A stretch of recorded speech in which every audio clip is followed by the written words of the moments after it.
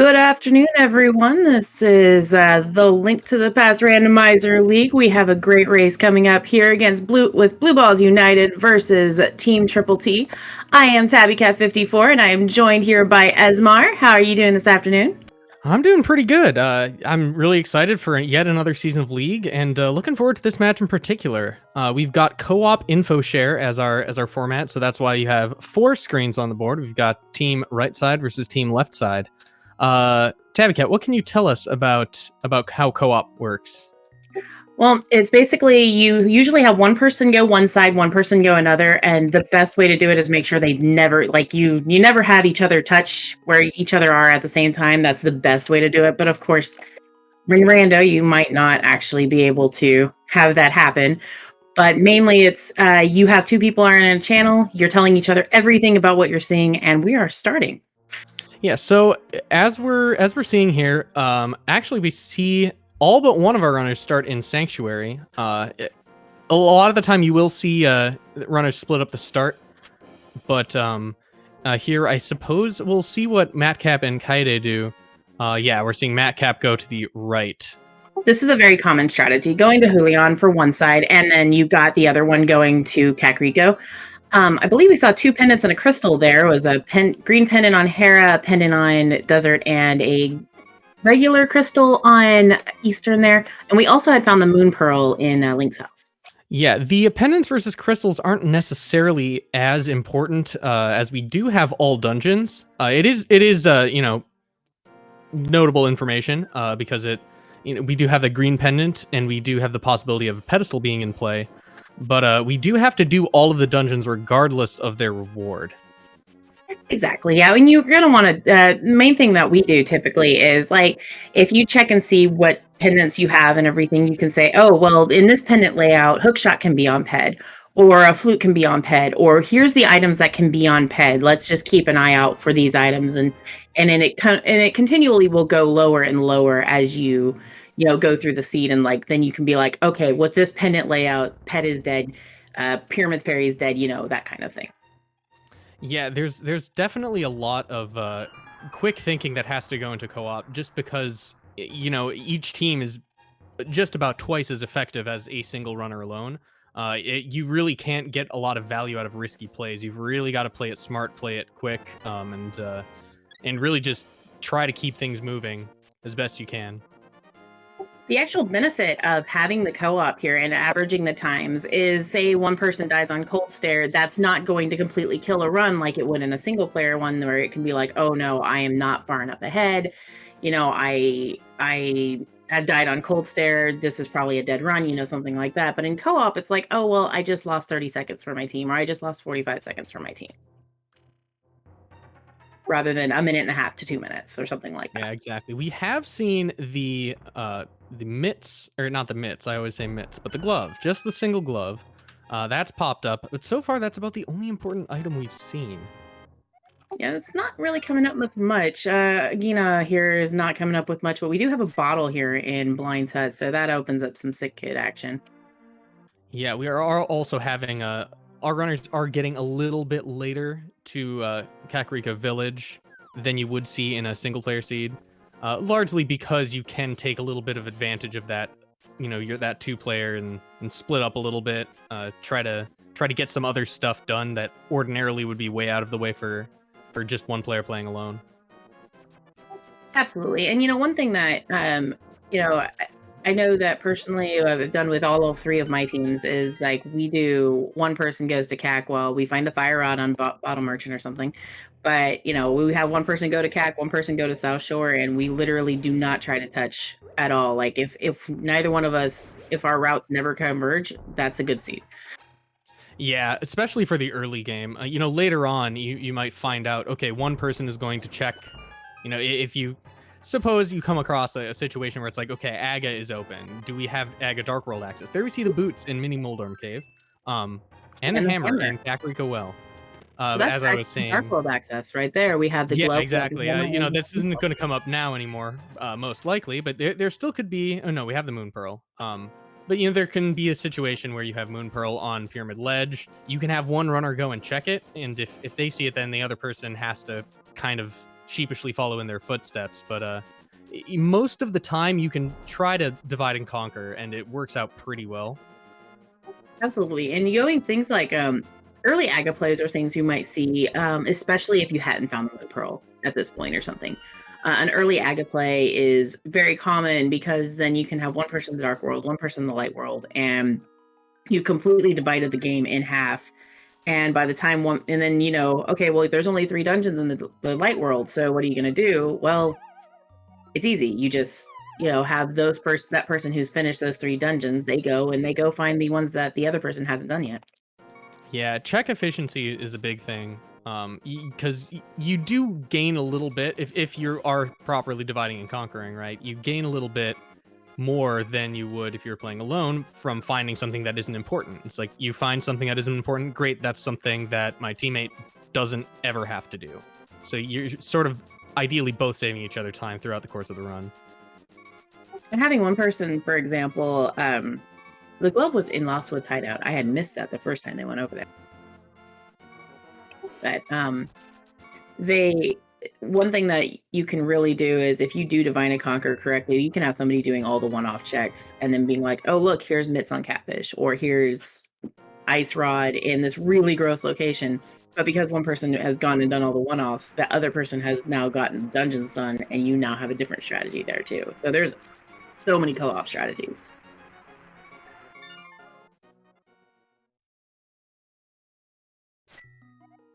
Yeah, so I don't believe we've seen King Zora check. We did see TheTommynator there just check the Zora's Ledge item.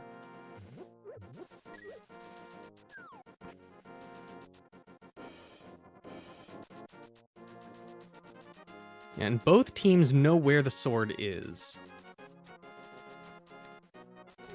That's another thing to sort of keep an eye on is if... It's a little hard to watch 4 of these screens at once, so huge shout outs to the trackers who are doing, twice as much work as they usually do for these races. But it can get a bit hectic trying to keep track of who knows what.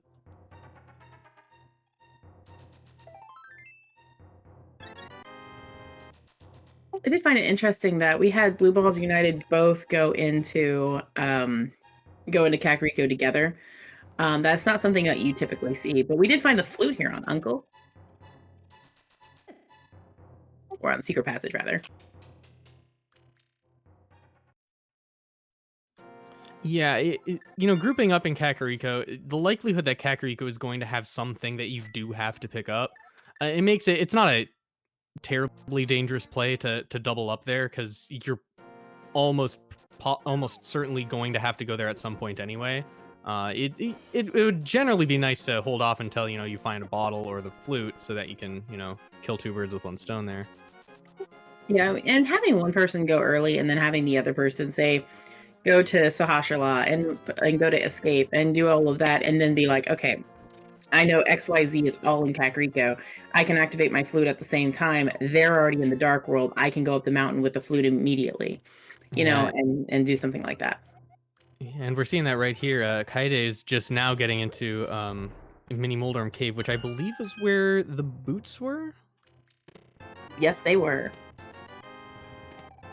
So now that's going to be bad news for Matkap, because now Matkap's stuck in, going down Escape, and that can be done a lot quicker if you have the boots. But it's a little too late to grab them now.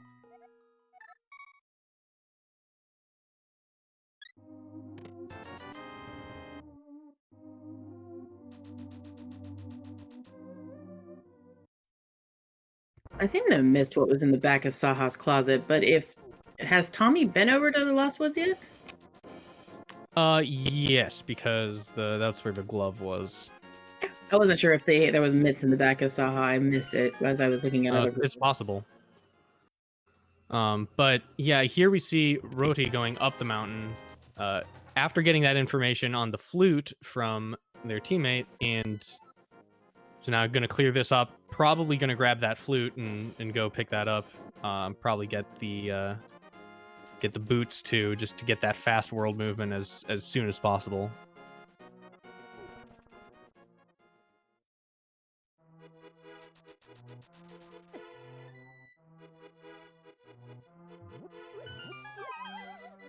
Yeah, Mitts and Half. This is a very, very, very fast Dark World access seed, and it's one of those things where, um, our runners here, they're both going to have Dark World access, and they're going to have Dark World access from 2 different directions at the same time. Yes, that's very nice to have. So, I mean, I wouldn't be surprised if we started seeing our runners go, one side's going to the South Dark World and the other one's going to the North Dark World, and because that's another very common play, especially if you clear out the light world entirely between the 2 of you. Sometimes that happens looking for a moon pearl. Yeah, it's speaking of those were the mitts in the back of Saha's closet there, because Tommy now has the mitts.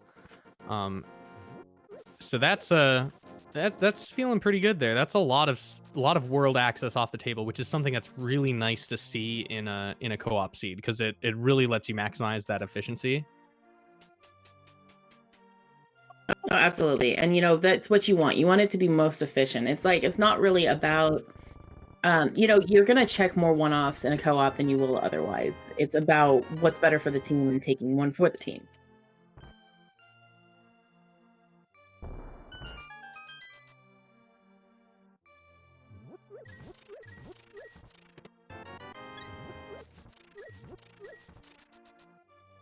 Yeah, we're seeing both teams here being pretty thorough with their overworld checks before diving into the dark world. I am surprised we're not seeing someone go into the dark world right now. Now, Tommy might be going there, but yeah, I almost would have imagined that Kaede would have gone there after picking up those boots and taken that that hype cave warp, started checking those overworld dark world checks, but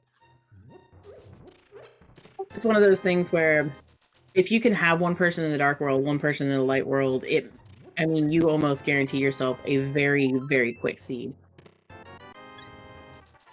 yeah, it looks like both of these teams are sort of prioritizing cleaning up what they can in the light world, which, it's kind of horses for courses a little bit. But at the same time, you get those items, those unlock more locations. The logic can now put things in those dark world locations. So, trying to have one person go a little bit deeper in the sort of metaphorical tree and one person sort of cleans up behind if you've got that early game time is pretty nice. I can tell you one of the strategies my team used last season, not this season as much. If you know that you have a teammate who is a little bit weaker on execution, which I'll admit that was me last season and the season before, what you do is you put that person on dungeon duty.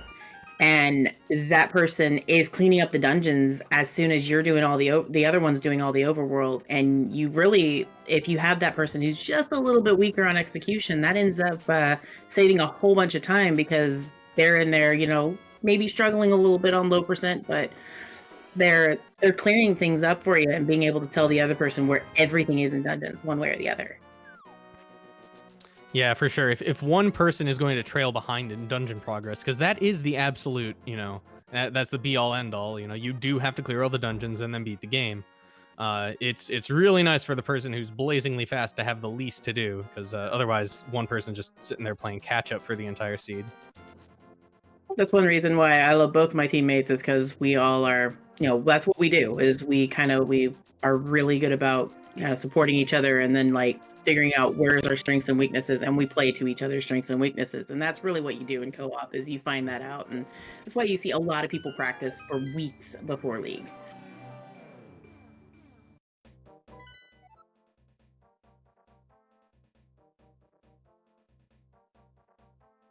Yeah, so now it's looking like, neither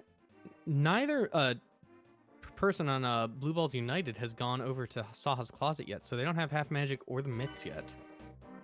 Meanwhile, they've got both of those over on the left side of the screen. So I would say they're in a maybe a more comfortable spot. It's going to depend on if they can find Mirror before they decide to go over to Palace of Darkness area, because they can route that in really comfortably if they have the Mirror, but they do have to have the Mirror. So I was wrong earlier. I thought it was 2 crystals in the light world, or 2 pendants in the light world. There's the Mirror. Ooh, right there in front of Thieves Town. That's very good for Matkap and Kaede. I mean, they can easily go through and do what they can do there. And Kaede was there. Is it Kaede or is it Kaede? I was about to ask, have I been saying it wrong? I I don't don't know. know. I think I might have been saying it wrong the entire time that I've ever played against this person.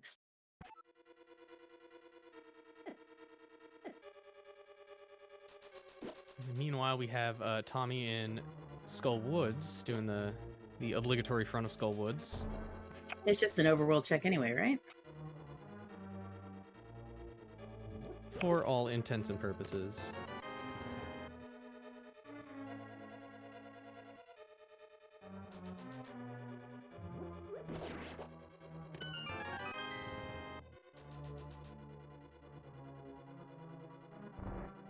You know, it is a little interesting to see the front of Skullwoods rather than going straight to the back. Because I would think that going straight to the back would kind of be the nicer play here in case you get, you know, one of the two items you're looking for on the boss, which you have to defeat anyway, and we do have the fire rod. Well, you could also think about it maybe you know, there's a comfort level. I'm not very familiar with the runners on the left side, unfortunately. But you know, there's a comfort level. Is it you know, do I go in and I do this with hammer and fighter Yeah, Fighter sword? Sword is a little bit spooky. I do notice that Tommy does not, in fact, have the blue mail, despite wearing a very fashionable blue over there. Blue mail is currently only held by Blue Balls United, fittingly enough. These Breath of the Wild sprites are actually pretty nice, though. Yeah, for sure. Huge props to all of the artists doing the sprite work.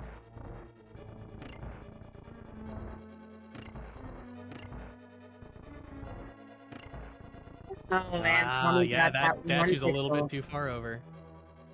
That's my that is my nightmare when I come in here on inverted and you finally got the Gyptos where you want them and you don't have a sword and then you come over here and you have it just too far over and it's like the only thing I can do is either I can die or I can get grabbed. There's nothing else at this point.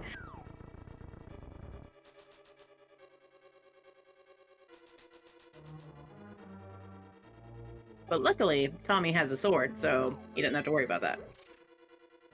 Meanwhile, we see Kaede with a water walk down there, going for the King's Aura check, which I believe is the first time we've seen this. First person who's had enough money to do so, yeah. Just a piece of heart. So Hashtag scamfish. Team Triple T fans, rest easy on that one.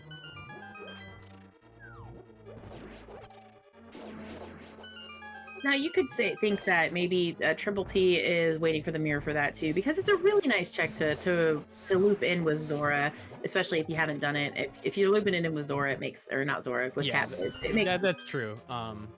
The other thing is like, well, you know, do you want to have to mirror and then walk all the way over there and basically be forced to save and quit? But yeah, it does make a certain amount of sense. Pretty nice fight on Matkap's side against Blind there. It looks like that is our first blood drawn by Blue Balls United.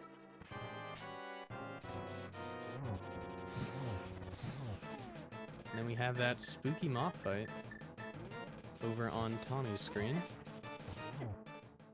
Yeah, and that's why that having the blue mail is it's pretty nice for that. We do have the fairy though, so that's hammer nice. on that, because I mean, you have half magic, you have fire rod. That's 8 hits, and it's an easy 8 hits when you have 16 shots available. Yeah, it is. The hammer does do more damage. It's faster in you know in a perfect world. But we all know, anybody who's done that fight knows that Moth never gives you a perfect world. Moth likes to hug the spikes. You know, I personally, you know, of course, I've done many times. I've done the hammer Moth, and it's definitely a much more difficult fight than it is with a fire rod, especially with half magic. But we have Tommy drawing, getting the first crystal on the Team Triple T side.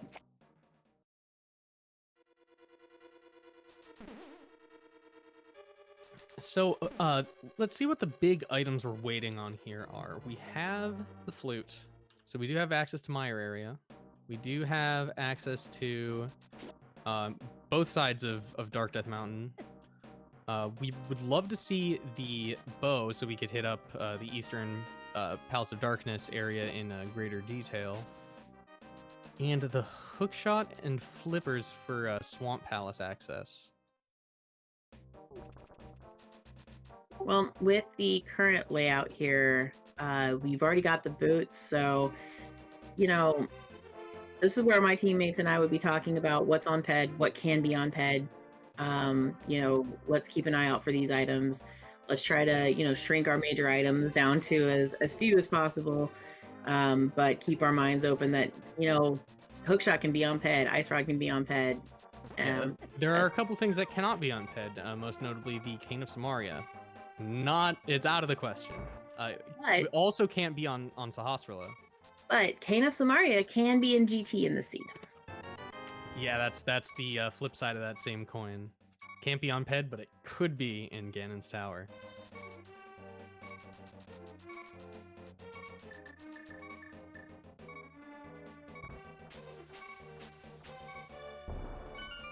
And Lord knows I've done enough co-op seeds to have had my my go mode be in Ganon's Tower Big Chest, so it's very possible. Ice Rod can't be on PED, that is correct. But right now, basically, you're looking at the hookshot is the main contender, hookshot and flippers. Yeah, hookshot's an interesting one. Hookshot, Cane of Samaria, and the fact that we need the flippers to logically get to Ice Palace. Ice Palace is kind of a really thorny dungeon logically because there are so many things that are logically required for certain checks in there, but not practically required by any stretch of the imagination. So, and that's one thing that these runners are possibly going to have to keep in mind if they decide to go into Ice Palace for any reason. Well, I know that knowing what my pendant layout is, I can tell you my teammates and I would have at this point probably already dipped Ice Palace to get to Cold Stare because we want to know, is that small key going to be on Cold Stare? Because at that point, it can't be on PED anymore. Or sorry, it can't be in GT anymore. If the small key is on Cold Stare, it is Cane of Samaria locked, and the Cane of Samaria can no longer be in GT, and we would be sighing a sigh of relief. If it's an item or anything else, there are obligatory curse words happening. Yeah, and then the other thing is the that right-hand side of Ice Palace, which can be accessed if we do find the Cane of Samaria. You have to really pay attention to your key layout to know if you were supposed to get hookshot to get in there. Very true. If your big key is in the freezer room, or if it's in freezer room or in compass chest, it's not hookshot locked.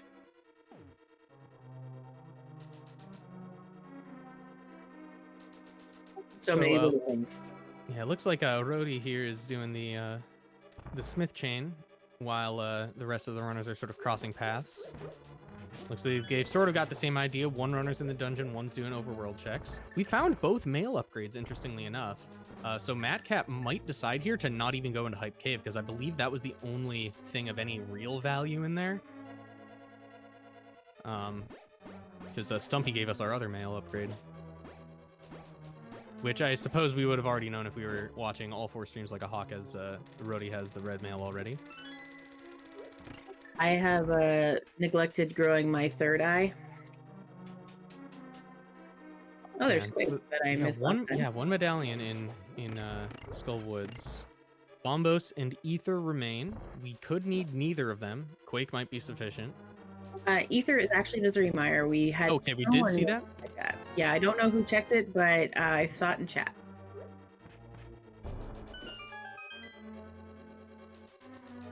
Spike Cave has not been done yet. Yeah, there is a pretty big with that flute showing up. There's a pretty big elephant in the room with Death Mountain, with all of those glove upgrades that Blue Balls United still don't have both of them, so they don't have the knowledge that all of both Light and Dark World Death Mountain are kind of in logic. The only real exceptions are, Turtle Rock and Hookshot Cave minus that first check that you can do. But it could be very, very well worth it to go up there at some point, especially if you start running out of clearable dungeons. I mean, I'd say that even in co-op, I mean, in normal, whenever you're running by yourself, you want to go with efficiency, you want to go with density, you want to go with all of that. In co-op, it's the same thing, but you might want to go with one person's making those density plays while the other person is running the dungeons. You might want to go with again, the light world, dark world type thing that works out really well. So to get density plays on both sides. Yeah, and here we see Matkap going up Death Mountain again. Unfortunately, without the mitts, so Dark Death Mountain is not going to be checked at this juncture. Answer a question in chat. Yes, the first bow can be on PED. If they get the book, we will, and any of them want to check it, it will be, the text would be, want to choose the archer class. Yeah, the one question there is, we've already seen Skull Woods. I don't know if I'm guessing that since Quake was in there and neither player on the right side has it, they haven't done Skull Woods yet. I don't believe either one of them have done Skull Woods yet. I think that one might be there soon.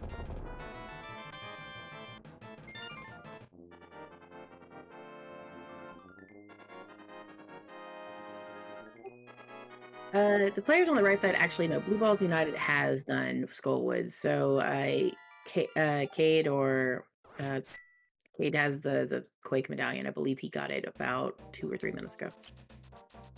We have our second sword. That's a very crucial upgrade. That was in the back of Spike Cave. That is that prevents us from doing sword mode.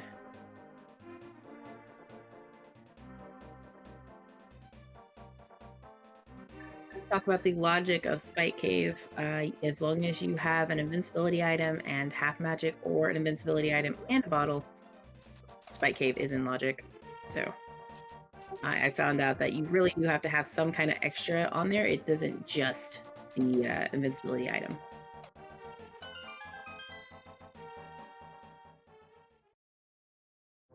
An interesting fun fact. Yeah, so I think we're seeing Roti switching, swooping his way on down to Palace of Darkness area. If our trackers are to be believed, there is no mirror there, so might just be checking Pyramid instead of going over to Palace of Darkness. I don't believe Roti has gotten over to Thieves' Tongue yet. And one of our trackers does bring up a good point. If you have the cape, you need a magic extension. Otherwise, you do not. Berna uses a less magic than the cape does.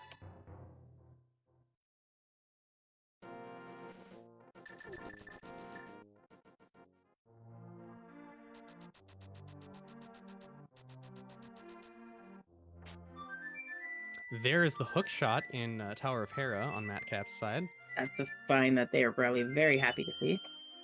Yeah, and it also is kind of a punishment to anybody who's really hoping to be able to Hera pot Tower of Hera, because you need the hook shot for that, and if it's upstairs, then kind of defeats the purpose. That is true as well. Now, I will say that at least they did not have to go to the basement to get the big key, so it's less of a punishment that way. Yeah, for sure. They do have the small key, however. I don't know if they've seen both items yet. They've seen one, but I don't know if it's still possible for an item to be in the basement, depending on what the boss drops.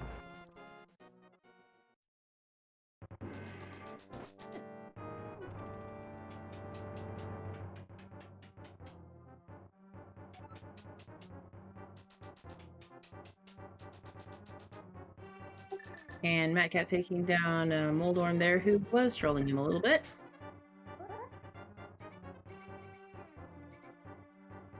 Yeah, it looks like we have a short logical dive into Palace of Darkness there, not getting that small key out of the first chest.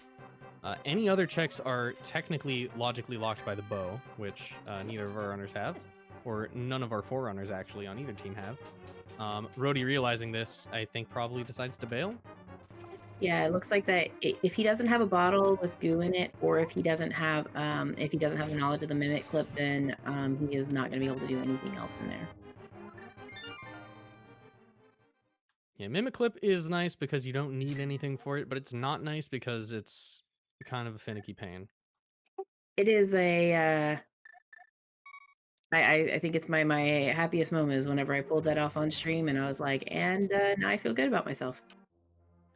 Did anybody notice what that red thing was that was on the floating island on Matkap's screen? I didn't see it. It was something that looked red, but unfortunately the stream compression didn't allow me to see it in enough detail. I think it was a rupee. I'm gonna go with the rupee. Chat can correct me if I'm wrong, because it might have been the rupee. It could have been the Cane of Samaria, which would be unfortunate because Matkap can't actually go get that. But yeah, it's something red anyway.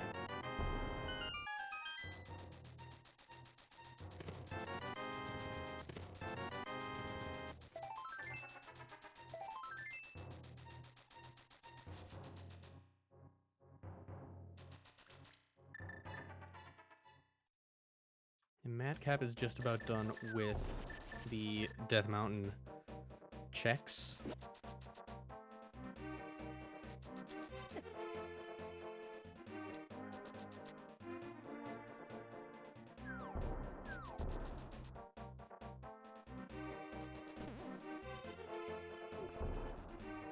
Yeah, nothing but the hookshot for his troubles in the light world.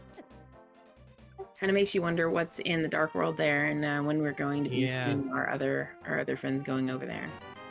I mean, it could be flippers in the dark world, and then bows somewhere in the 6 Swamp Palace checks, and then you can finish pod, and then you can something's on the Fat Fairies fountain. I am surprised, this being co-op, that we haven't seen either one of them on the. Oh, apparently we found the bow. I still only have 2 eyes, and then growing that 3rd eye, and I missed when Matkap got the bow. Yeah, I tend to trust our trackers, and like I mentioned earlier, co-op's a little spooky to watch all of. It's very easy to miss things. Bo is in Hera, so we had a lot of really good stuff there. Yeah, Hera was really nice to Matkap then. And they're about to have some bad feelings.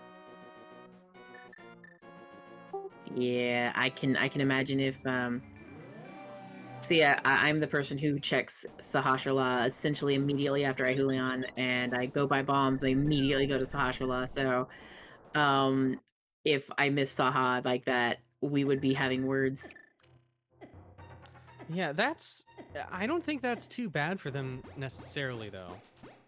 The bow being something that showed up gives them a lot of nice access here to Palace of Darkness.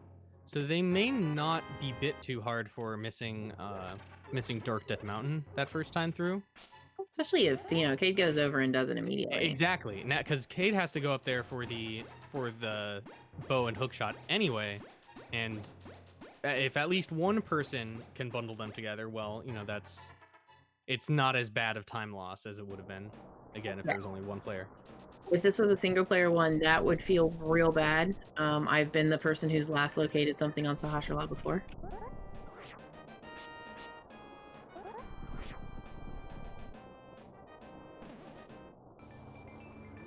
Yeah, bow and hookshot showing up are actually pretty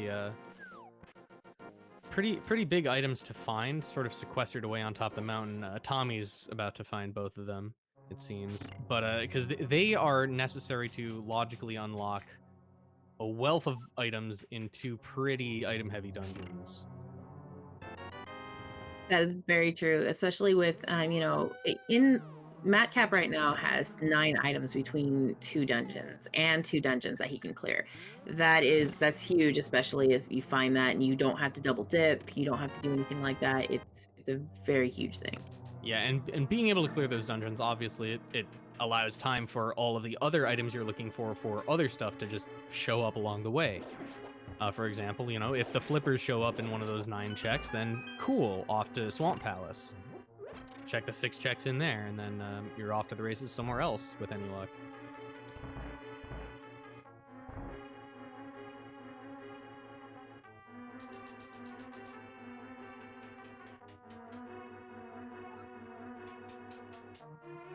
We are seeing, I'm enjoying the amount of, where we're seeing 4 dungeons here at once. We have seen, from Team Triple T, we've seen what they've gotten already here. But on Kaede and Matkap, we haven't seen Pod or Desert, and we're seeing both of these at the same time.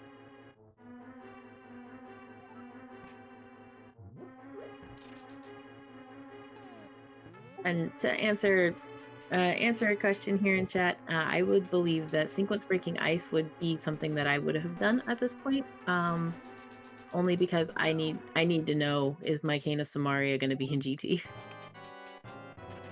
Yeah, I would actually kind of take a different philosophy on that, because unless you start running dry on things on places where it could be, it's maybe best to wait a little bit before finding out, is it going to be in GT or not? Because if it is in GT, it doesn't really matter whether or not you've put off ice a little bit.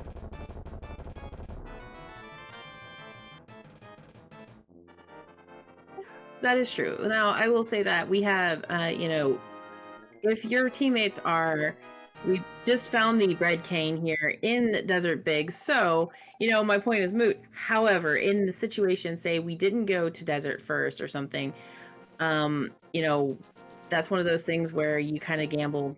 Do you, just go in, sequence break ice, do the Ice Palace bomb jump, and then you're good? Or, you find out that information you want and get to learn more on there, or do you just, do you get something else in there?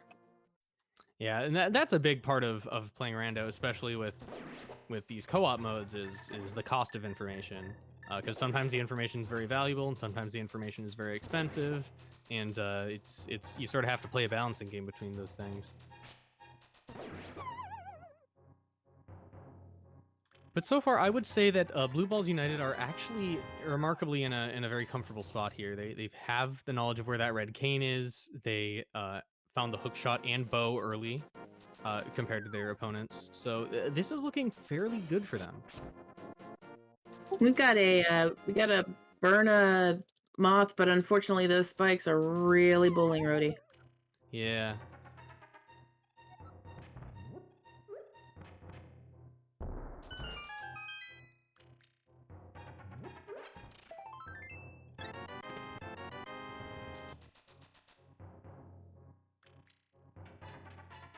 Yeah, that moth fight is not. It's such a deceptively difficult fight. It truly is, and he takes it down. It's no big deal. Takes him down, and I will say that if people watched how many times I've died on moth, I mean, it's one too many times. Let's just put it that way.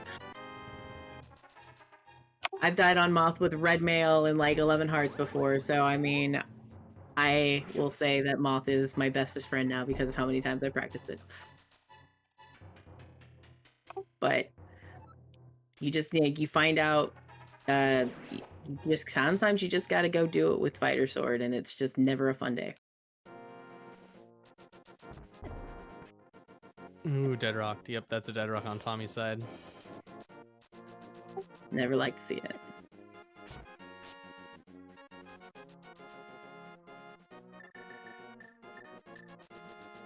And we're probably going to get a look at Dark Death Mountain here, which Matkap wasn't able to do on his trip up the mountain. Ooh, we're going to get a look here at Turtle Rock and see if it would be beneficial for them to... Nope. Bombos. So we do need to find Bombos, and we do need to find Ether. This is kind of a gross thing here, because those both could be in GT at this point. Indeed. Neither can be on PED, but they can both be in Gannis Tower. I personally think we're probably going to be seeing Bombos and Ice Palace, though. Yeah, the worst case scenario here would be, say, Ice Rod in Ganon's Tower, and let's see. They're on Shrine X.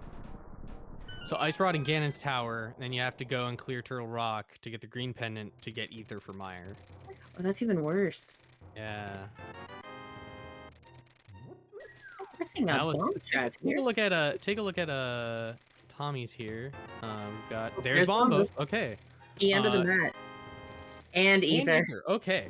So all of that, we don't need to worry about it. Another sword. That's actually, ironically, when Blue Balls United goes back up there to finally check that, they're going to have all the tools to go and clear it in hand already, which is going to be really nice for them.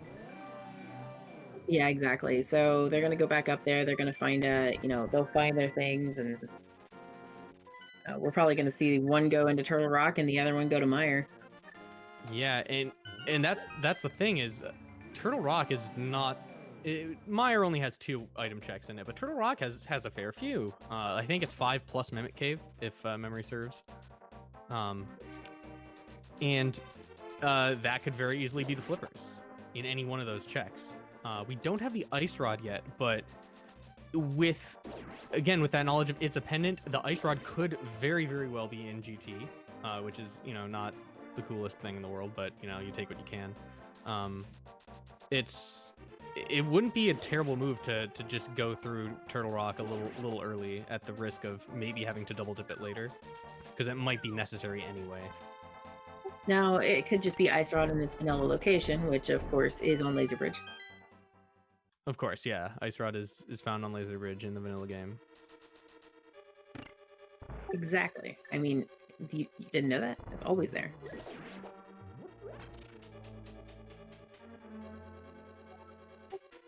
In all honesty, I've seen Ice Rod there more times than I think I've seen it almost anywhere else. I see Ice Rod in Turtle Rock about probably a good, 10% of the time, which in the amount of rando seeds we all played, that's a lot.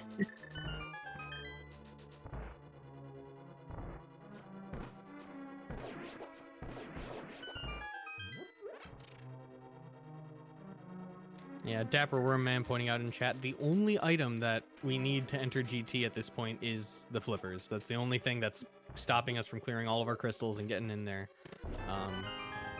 So again, that's sort of the only thing that could potentially stop one of those pendant dungeons from being necessary. Well, obviously we all know Tower of Hera we kind of have to do first, but Meyer and Turtle Rock, if the flippers are in one of those dungeons, then you kind of will have to dip them regardless of whether or not we found the Ice Rod.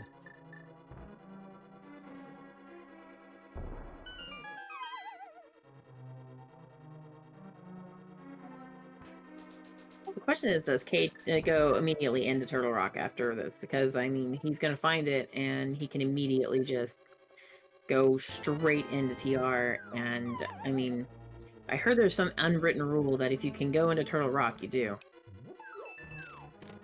Yeah, I mean, it's a little questionable at this point. If it was, say, if it was Quake and we didn't find the other 2 medallions up there, that would make me a lot more likely to want to make the dip.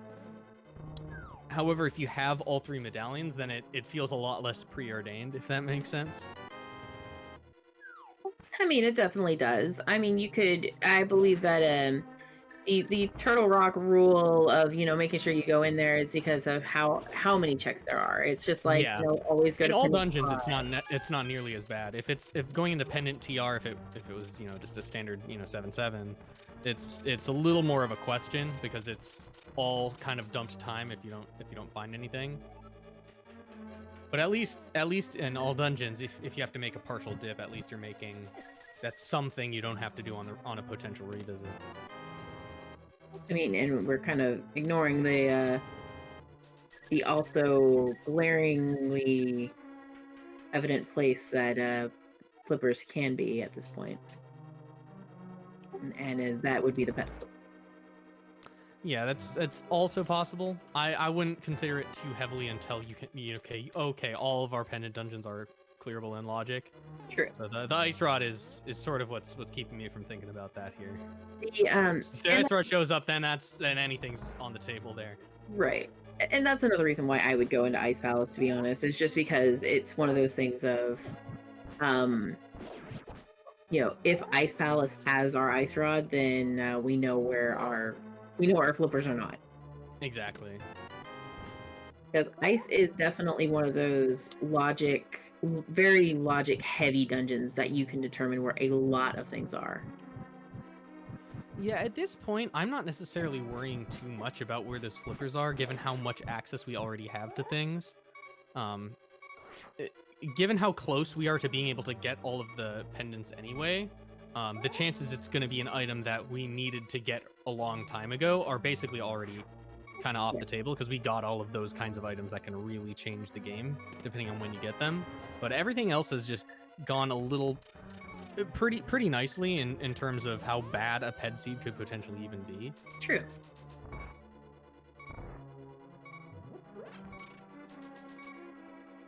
As for where the lamp is, I'm pretty sure it's in Turtle Rock. Because that's its other vanilla location. You got it in Link's house and then it's in Turtle Rock. I mean, that's Link's house. The lamp has a lot of vanilla locations. If you skip it in Link's house, it's in the chest after Uncle. If you skip it there, it's in Zelda's cell. If you skip it there, it's in Turtle Rock. Exactly. Basic game knowledge there.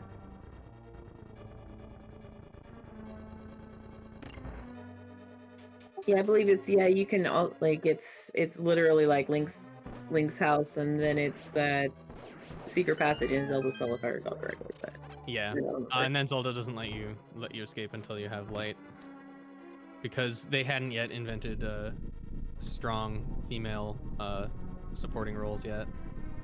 She was still a damsel back in the early 90s. She was an awesome damsel, though. I always loved her, so it's just saying. Yeah, I agree with that.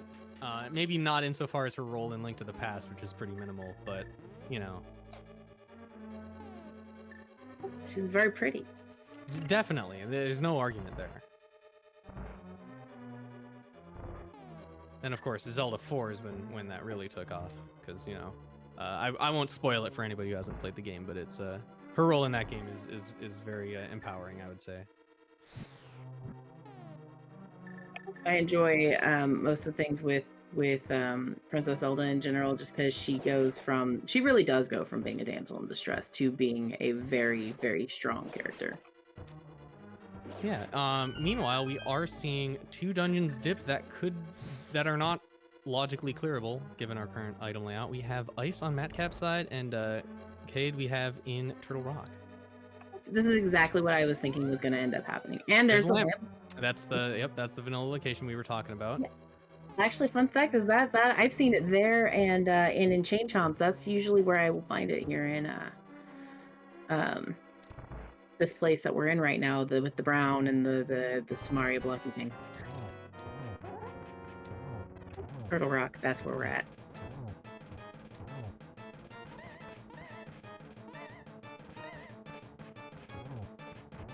See an icebreaker there on Matkap's side. Probably the best glitch in the game, not gonna lie. Yeah, it's probably gonna be nice to keep an eye on where these items are showing up to figure out. I don't know if anything can potentially tell us where the flippers could or could not be at this point. The only thing that it can tell us is if we find Ice Rod in here, the flippers cannot be in they cannot be on Shrine X or in Janus Tower. Yeah, the one thing that's definitely really hard to keep track of during these races is which overworld checks each team has completed, especially once they sort of broke open all that dungeon access. I have really no idea which overworld checks are still remaining for either of these players, because once you start getting items to clear dungeons, you really want to prioritize clearing the dungeons over checking the overworld. It's just good sense, but it makes it hard to keep track of for us viewers at home. I believe we've seen almost everything other than Mimic Cave. Yeah, it's just a little hard sometimes to remember. It's like, okay, did we see that from one team only, or have both teams done all that stuff? Of course, the runners themselves have very, very good awareness of what they have and have not done, if they're any good at all, which they Bridge are. Silvers. Classic.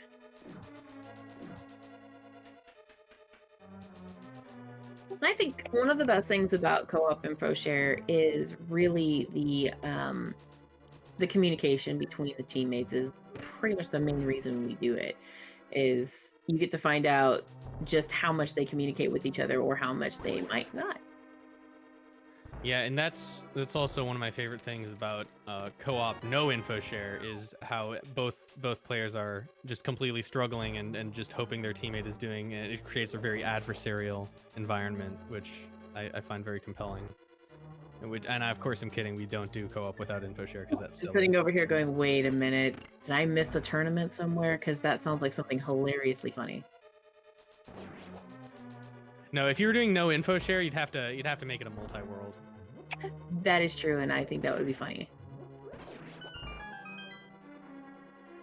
We also found the book in on Matkap side. So book cannot contain flippers, but book can contain ice rod. Yeah, here's hoping that, maybe not hoping, but if the book doesn't have ice rod, then that's good news for Blue Balls United. But if we're basically at the halfway point in terms of like checks in Turtle Rock there, so we're running out of time here to find that ice rod before we have to come back.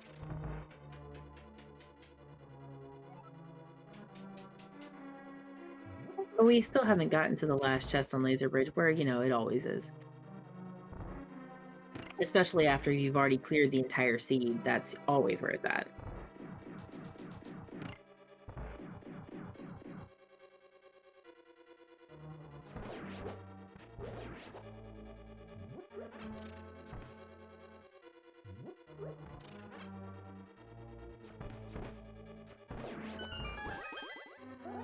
Yeah, meanwhile, we have not seen the flippers show up. They could very well be in Misery Mire. That could be a very distasteful place for them. I can see it. And we're getting blocked off there. There's the flippers. Okay, flippers are in Turtle Rock. But no ice rod. And no ice rod.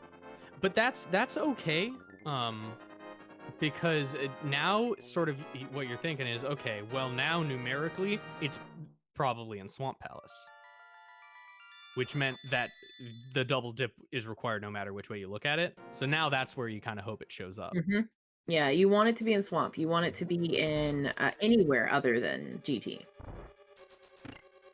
Yeah, which I imagine was sort of part of the reason of doing Ice Palace at the same time, because it would logically Ice Rod or Flippers in, like not Flippers and Ice Palace, but Ice Rod and Ice Palace would logically require the double dip of Turtle Rock, but not practically require it. But Swamp, you can't get around the Flippers requirement. It is hard locked in there, if it is indeed in there. So I'm thinking that what we should see here is probably Kaede go over to Mire, because you can actually get yourself killed pretty easily, so you can save a portal.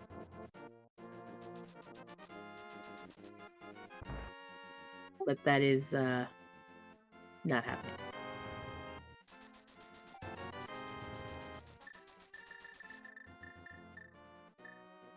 Yeah, I imagine saving the portal isn't necessarily as big of a... Because the thing is, if you go to Mire just to save the portal, the longer you save a portal, the less it pays off. Because saving a portal is slower than not saving a portal. And if you're doing it to save time, you've got to get the payoff as soon as possible, because otherwise you're just kind of bleeding time. Which that's why Mire and Ice would be the best options whenever it comes to, or Mire specifically, because you have a Murder Dactyl right there. That's literally the only reason I would save a portal for that, is because of the Murder Dactyl. Yeah, unfortunately, being the only one who can actually get into Swamp at this point, it's kind of on you. You've got to check it. For anybody else to check it, they've got to go literally all the way through Turtle Rock, which is just like, yeah, you Totally. got to do it. It's your responsibility now. Right. So like in this situation here, I would say absolutely that they're doing the right thing on this. Now, when it comes to like Madcap on there, maybe uh being able to go all the way through, getting that, knowing exactly where the key layout is, going and getting those flippers, and then going over to Meyer, where he can then save the portal, and then if Ice Rod's there, you jump right down and be done with it. But I would think it would make more sense to go to Meyer first, because if you find Ice Rod in Meyer, then you're both pretty much in go mode, unless if I'm not mistaken. yes, we are So from so Goma. then the faster you find the Ice Rod in Meyer, if it's like one of the first checks in Meyer here, Kaede doesn't have to worry about doing left side. That's true as well. So there's a lot of different ideas on it. Like I know as a single player on this, I probably would do essentially everything to save the portal up until Swamp, so I probably would have done Meyer first. But in a multiple people situation, you're absolutely correct. Going and saving that portals does waste a whole lot more time than not.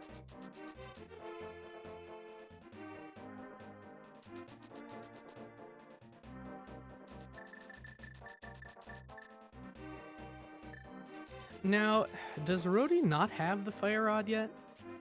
Or is that something that has just been missed? I believe that the tracker might have eaten an input, because as a tracker as well, Yeah, trackers do tracker that. likes to do that. Because I'm pretty sure, the fire rod was one of the first things we saw.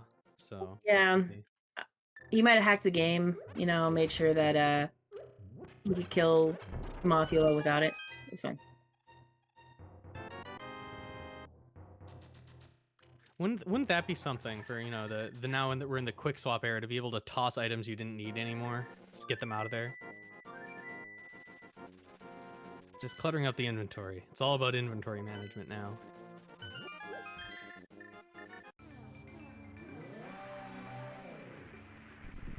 Interestingly, we're seeing probably Tommy go over to Desert, grabbing his Cane of Samaria, and then going straight up to Trolley, straight back to Meyer.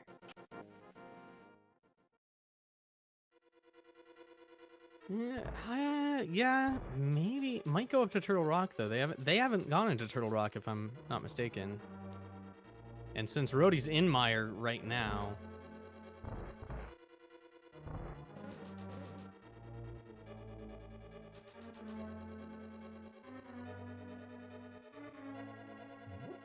meanwhile that Ice Rod has not shown up. It's looking more and more likely that it is in fact in Ganon's tower,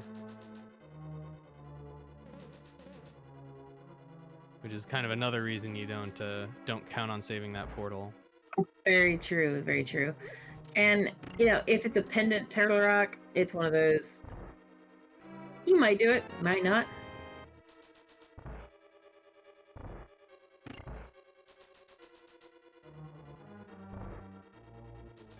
Yeah, flippers on Ped is not possible because they are in Laser Bridge, and that's one of the hard and fast rules of randomizer that we like to live by, is that an item cannot be in two places at once.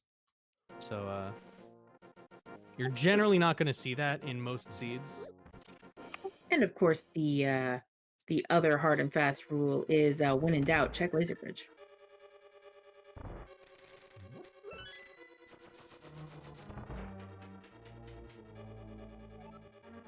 Or Lava Bridge.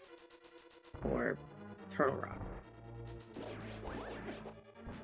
Yeah, I am going to make the prediction that the Ice Rod is in fact in Ganon's tower here. We've seen a little bit too much of Swamp here to really hope that it's any different. Yeah, I'm thinking, because we've seen Meyer, we've seen Swamp. It's in GT.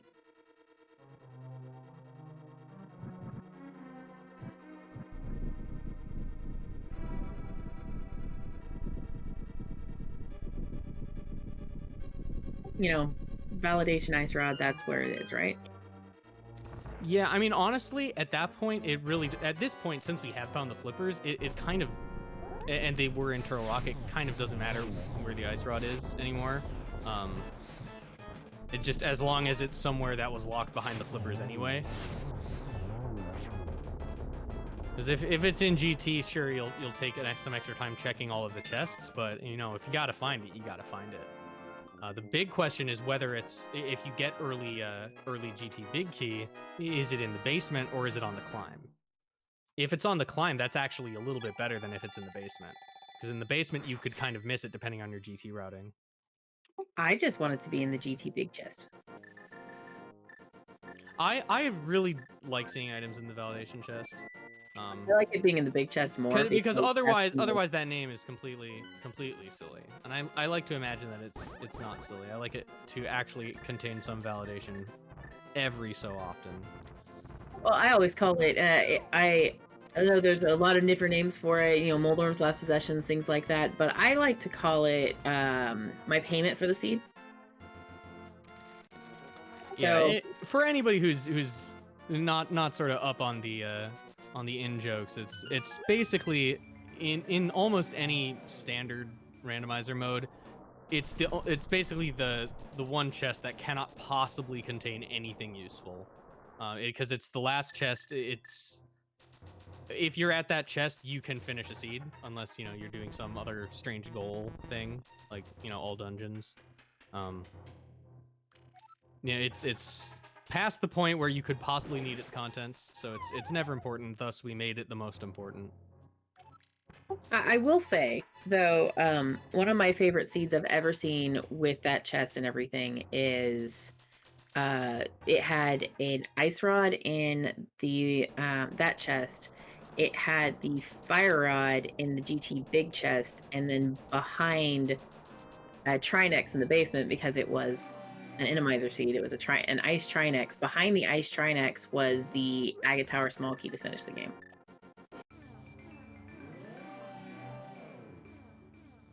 Which, I just like mean seeds, apparently. I mean, I think from a certain standpoint, we all do. I know I personally relish the seeds where I have to wait for a really, really long time to get the sword, just from a player's perspective. From a racing perspective, it's obnoxious. Right. Like, as a racer, I'm saying I like my nice little 90-minute seeds. There's my happy place right there, or less than 90 minutes is my happy place. As a commentator, as a viewer, as a best friend, I want you to suffer as much as humanly possible for my enjoyment. Because I mean like that. Yeah. Meanwhile, I think the lead in this seed rhyme not intentional. It's fairly firmly in hand of Blue Balls United at this point. Because at this point, Kaede is really just doing the cleanup. And Matkap, I think, is unless the tracker, if the tracker is just on the fritz, we're probably just seeing a oh yeah, up to TR for the oh yeah, okay, I'm getting them mixed up. I keep forgetting that Matkap was not the one who went to Turtle Rock and got the flippers and all that stuff.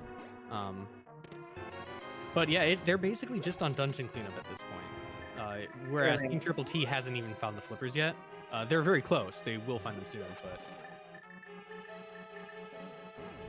they haven't obtained the knowledge that the Ice Rod is probably in GT at this point. Not definitely. I don't think we know that for sure, but I think the only other places that it can really be is well, overworld wise, I don't think there is a place. I mean, I don't think did we see Ether Tablet?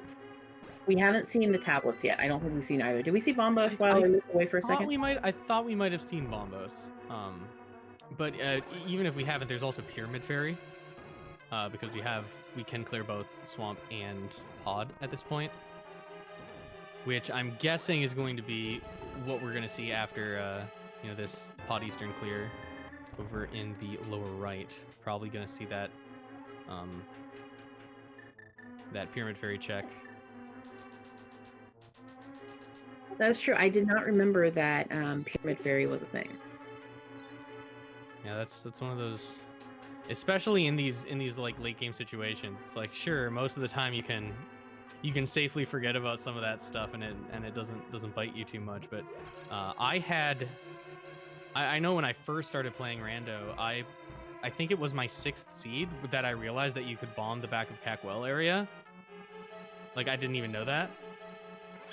Oh yeah. Because I'd never needed anything that was back there, and you can get remarkably far with remarkably little knowledge if you're lucky. I will say that I always have joked that I speed ran Link to the Past or the NMG before speedrunning was a thing because I was like 6 thinking I was awesome at Link to the Past. And look, my brothers didn't help exactly with that ego problem I have. But I can tell you whenever I started playing Rando, I was like, what is this? I never what is this? You know, and it was over and over going, I found out places that I never knew exist. Like Mini Moldorm Cave, I never once stepped foot in Mini Moldorm Cave. Yeah, entrance randomizer is another one that kind of brings some other things to light, like the that bombable hut in Kakariko that it just has some pots in it and is thus completely irrelevant in non-entrance randomizer, but it is an entrance, so oh yeah, something is and important. entrance, you can almost guarantee there's a dungeon there, or a connector, or something important.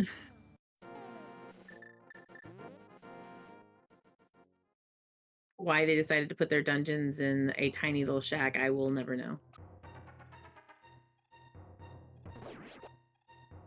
I think my favorite in Entrance Randomizer, though, is whenever it's like a bombable shack or like the brewery or something like that, and you find like Ganon's tower inside of it. It makes me laugh every time. I actually like that too because it makes it easy to remember. Makes it easy to remember, but it's also just from a story type standpoint, it's hilarious. You have this tiny little bombable shack and with a 10-floor Ganon's tower in it. Yeah, I'm waiting for that lore update to randomizer where it has procedurally generated lore for why everything is where it is. Okay, you see, I know you're joking a little, but I want this now. I mean, yeah, me too. I like what chat just pointed out when the snitch houses are Ganon's tower. Absolutely. I mean, you know they're working for him the whole time. You know it.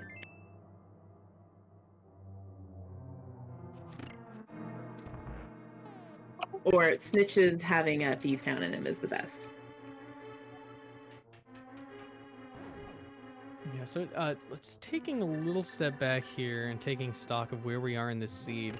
Have either of the runners on Team Triple T done Meyer? I thought we saw one of them in there. Yeah, Team Triple T. It was, I believe, I saw TheRoti was in there, wasn't he? I thought so as well. I don't remember seeing either of them in Ice Palace, so they might both have to do that one still. We are being corrected from chat that TheRoti mirrored out from the dark room. I don't blame him at all. That's a tough dark room if you haven't practiced it. That is probably arguably, not even arguably, that is the hardest dark room in the game. Maybe the turtle room, but nah. Yeah, the turtle room isn't hard in this situation because we do have the fire rod. I think you could make a case for Aga's Tower being pretty tough in fire rod. Like that's my argument against Aga Tower being tough is the fire rod. You can grab a map, you can just go down a few pixels, and then you can easily get it. Meyer is absolutely the hardest one now that I'm thinking about it from the standpoints that you pointed out, as well as thinking, well, fire rod. Oh well, there it is.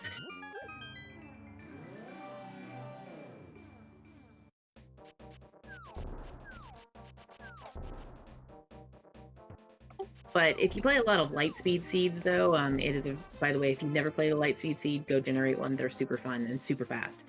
If you play a lot of those, though, you will learn the how to do Aga's Tower with Fire Rod, and I will say that that's really helped my Light World game a lot, learning how to do that.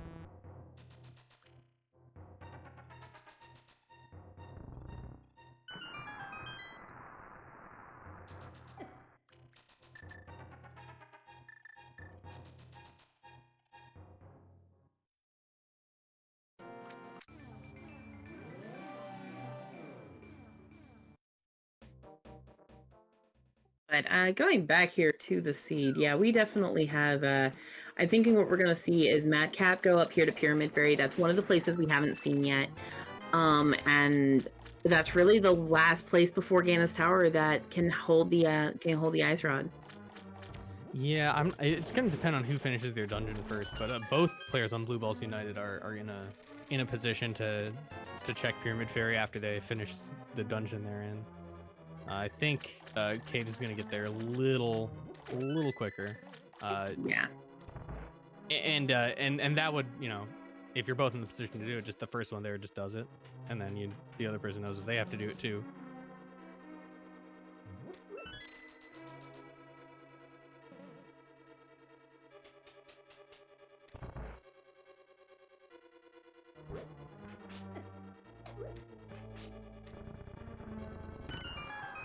I always enjoy watching these because as many things as Blue Balls United has, they definitely do have this race firmly. It's their race to lose at this point. But looking here at Team Triple T, they're not that far behind in all. Yeah, for sure. In fact, TommyNator is on Matkap's heels. Yeah, I mean, Mire and Ice Palace behind, but those aren't huge dungeons to have to make up, especially when there's a Turtle Rock sort of looming at some point, and you still have to go through Turtle Rock. That eats time. It's a lot of time to bleed away with little execution errors. It's easy to forget during these all dungeon seeds that you're not at the same point in the race when you're going up Ganon's Tower. If you haven't finished all the dungeons, you still might have a little bit more time to catch up.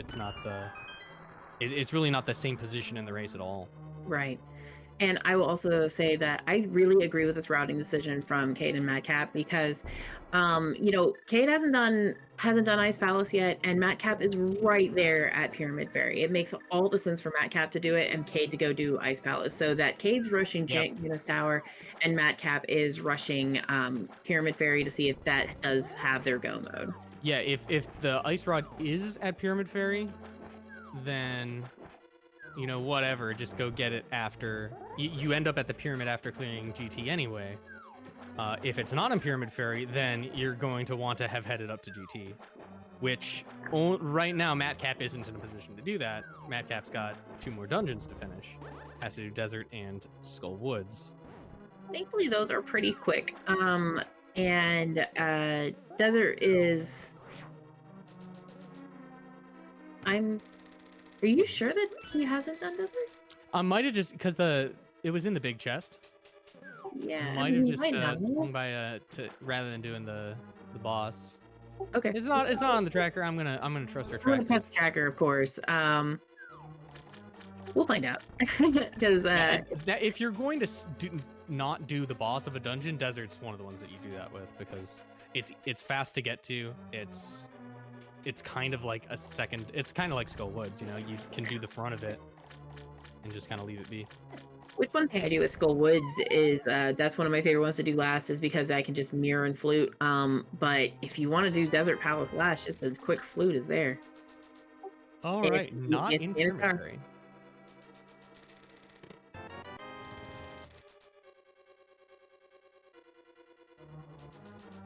I think they both realized it's in Ganon's Tower. Let's get up there.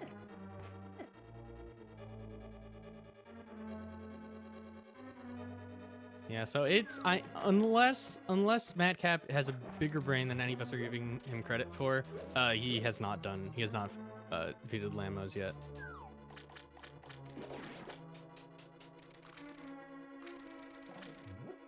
Yeah, if he has defeated Lamos, this would have to be an extremely large brain play to go back into the back of Desert. Yeah.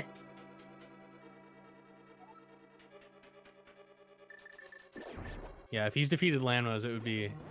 I'd like to ask him in the post-race interview how he did it without picking up that small key. So I'm pretty sure that the trackers were in fact correct, and he has not done this yet. Yeah, he ran in and grabbed that. I can tell you straight up, I've done that plenty of times.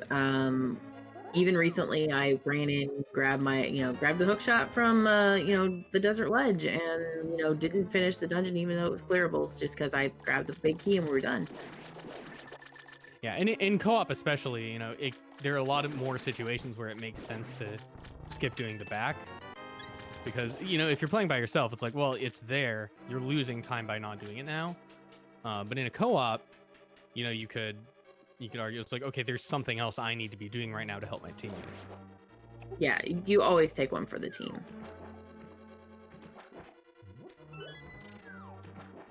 And it's very, very infrequently where defeating Lanmos is the most important thing you have to do. Right, and there's no items back there, especially if you found them both in the front. there is a thing that we do right about now that Kaede is going right at the Gainus Tower. That's definitely true. It is about that time. We do that with the prediction now, or is that not a thing anymore? I'm kind of out of it. I know that Sahabad's broken on it, and I don't think we can do predictions on this one. So there are 22 checks in the basement of Gainus Tower. One of those checks does have the GT big key. Where is that big key? We are looking at Kaede that one. We're looking at his stream, and we're gonna see where it's at. Get those guests in chat.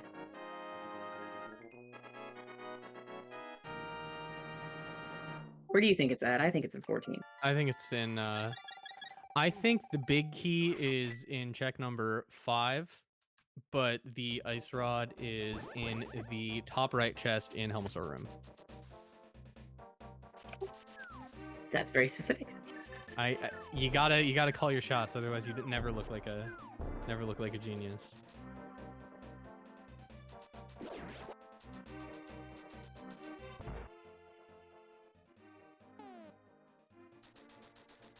Yeah, on an interesting note, now that we're doing this with the channel prediction system, the internet points that you get for being correct are suddenly slightly less worthless than they used to be. So, while we all appreciate Sahabat and his years of service, it's not all gloom and doom. There's light at the end of the rainbow. Those channel points are probably the most fun thing is that, and we haven't found it yet, and I believe Kaede is doing the DM strats. He did not go to Hope Room first. So we found the one. There's 2. Ooh, Mirror Shield. There's our Ice Rod in 3. I think, well, it was 4, counting the... 4. Yeah, 4. Counting the torch. Oh. We shall never know.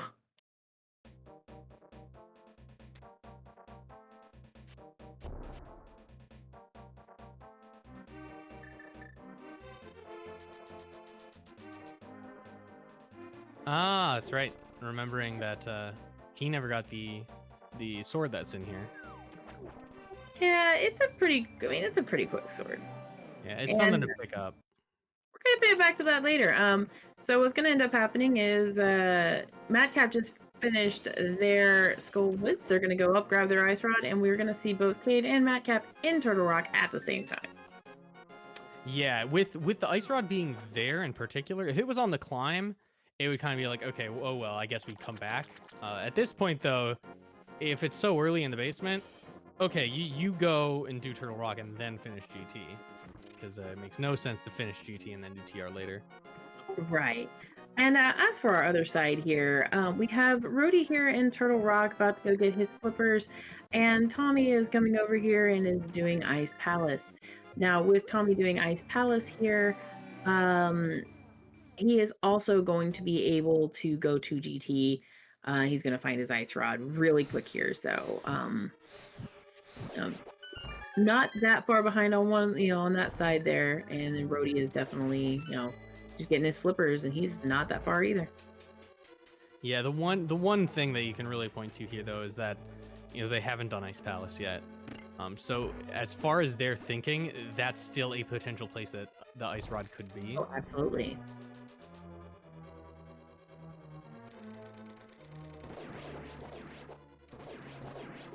And so that's going to sort of prevent them from, going in and finishing Misery Mire in a timely manner, most likely.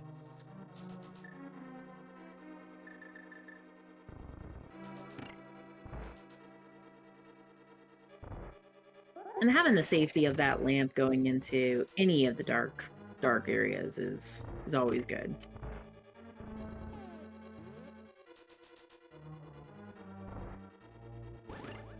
I like to say with lamp, it's kind of like it's kind of like a mini version of like a hookshot or other real hookshot boots, and, bigger items there. The longer you have the lamp, the more time it saves, but the later you get it, the less time it saves. So it's like one of those kind of wondering, yeah, I could do this without the lamp, so it's not a big deal. Or, oh, look, I found a lamp. Now I don't have to ever guess where I'm at. Yeah, there are precious few checks that are actually logically locked by the lamp. Notably, Laser Bridge is one of them. So, which is why if you're going to see the lamp in Turtle Rock, it's going to be in one of those early checks, because it can't be here because it logically requires you to use the lamp in any dark room that doesn't have any torches in it.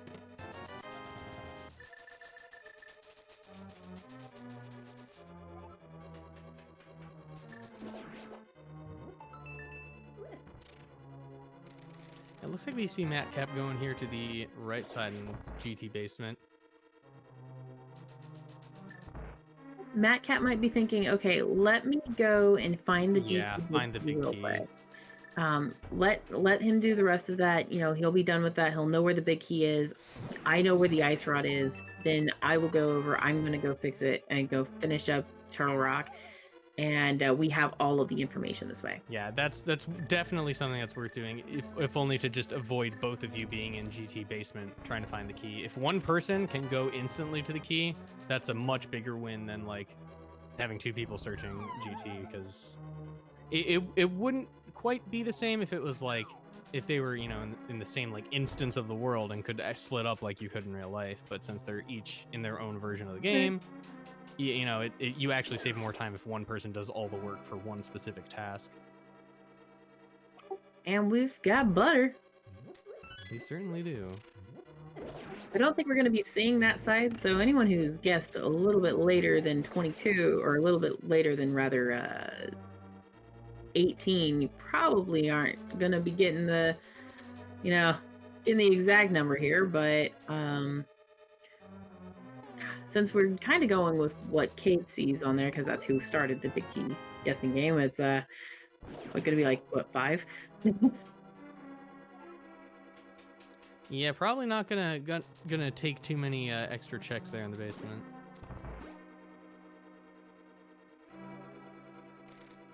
And now Matkap's on a timer. If Matkap doesn't finish checking this left side and the boss before Kaede gets in there, then Kaede can't look like a genius and go straight to tile room. Which honestly probably is going to do. I would do that personally, only because if my teammate's already done that and I've already done 4 checks, I find the ice rod, I come out, my teammate's already done the left side, I'm going to go straight to tile room if he's not done.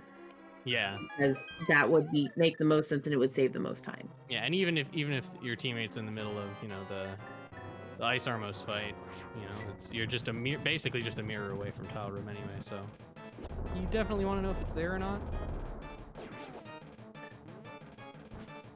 It's in tile room or it's behind Ice Armos. It could be in Bob's chest. Bob's chest doesn't exist.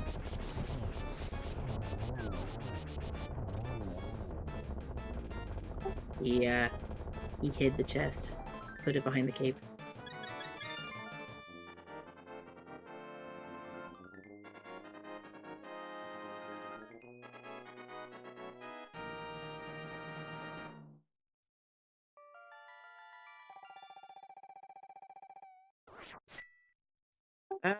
So one thing that you can do in tile room, if you have the cape, you can grab onto the wall. If you don't have the cape, there's a couple ways you can do it. You can stand in the door and kind of pop out when the hand is going to grab you, or you could do it the way that you're. Kaede did it. You could do it by walking through the door and leaving before you get the check. Did Matkap find it? Is that why? I think that's probably why. I was too busy watching. I was like, wait a minute, this is very strange. Oh, Matkap found it, didn't he? And apparently Kaede is trying to show us how to light the torches with the powder that only works in Link's Awakening, though. The powder isn't that magic in this game. Only mildly magical. Oh, it was in Bob's chest. On the note of tile room, I do kind of have to chuckle to myself every time I see somebody struggling to do one of those rooms the quote-unquote intended way, because so many of us are just so used to using all of the cheese methods that we never even try it the normal way. And there's the butter sword. We have a very easy Ganon fight on this side.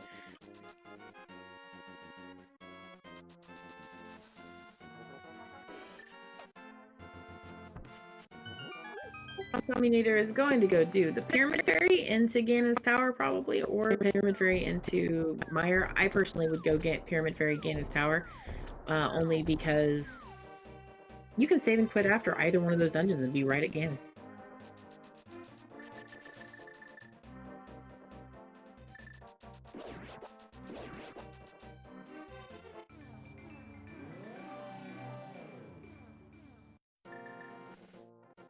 So that was, let's see, we had 5, and then we kind of passed, 6, 7, 8, 9. We did a 9, and then 10, right?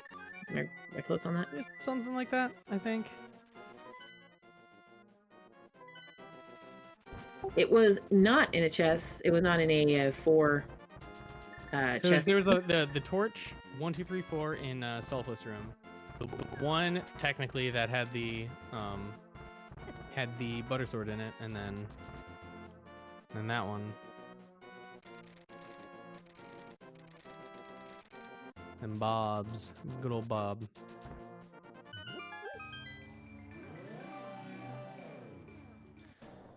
Yeah, but now Blue Balls United are they're kind of off here, and unfortunately Team Triple T trailing just a little bit too far behind.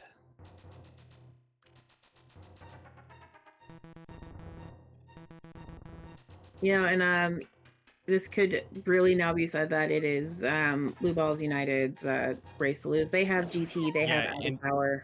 And given the way that we score this, it's almost unthinkable that they would lose it. In a lot of co-op races, you end up, with the first place finishers of each team ending up being first and second. Because if that doesn't happen, then it really doesn't matter. If one team takes first and second place, it's it's a done deal. And I would say that both of them are closer to doing that than either of the members of Team Triple T over there. That is very true. But we've seen things happen. We've seen people run off the edge of that 1x3 bridge on Ganon. We've seen random deaths happen, crazier things happen. Maybe a quadrant glitch that's supposed to be fixed. Hopefully it's fixed. I think happens. Something really terrible could happen, but I don't think that's what we're going to see today. The bridge, maybe, but that's about it. Yeah, and that's actually kind of one of the interesting things about co-op, especially. You get those first place finishes, right? But depending on how the seed plays out, the person trailing behind could be quite a bit behind. And if you didn't plan your work evenly enough, you could end up with one person sort of reaping all the benefits. They finish really fast, but then the other person had so much work to do that they end up finishing. You get a first and fourth place finish for your team, and that's when you got to get the calculator out. I will say, chat says quadrant glitch is no longer fixed. I read somewhere that it was, so if it's no longer fixed again, I know that GT is one of the places that can happen. I personally love quadrant glitch. It's so magical when it happens for the first time. When I saw it the first time, I had no idea what was going on. I was like, what? When the first time that I saw quadrant glitch, I was in Thiestown, and I looked at it and I said, "What?" And what's going on? It's just especially in a place like Thiestown. It's like Thiestown is just so rote. You know exactly how it's gonna go, and then it's really like a moment. There's a moment when you question everything you ever thought you knew. Exactly. And then you realize, oh, it's like, oh wait, this game is like 30 years old. So, did Matkap never pick up? Never mind. There it is. The answer is no. He didn't never. pick up whatever it was you were going to ask about. I was gonna ask about silvers because he was using the normal arrows, and I was like, wait, did he not pick up the silvers? And then, of course, there it was, and he immediately flipped over to it, going, oh, whoops.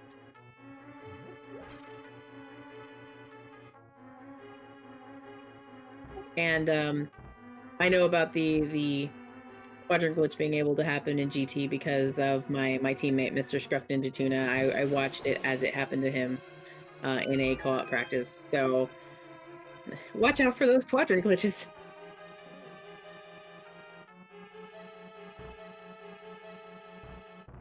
Oh, that's a beautiful pattern. Didn't get the triple, but could have.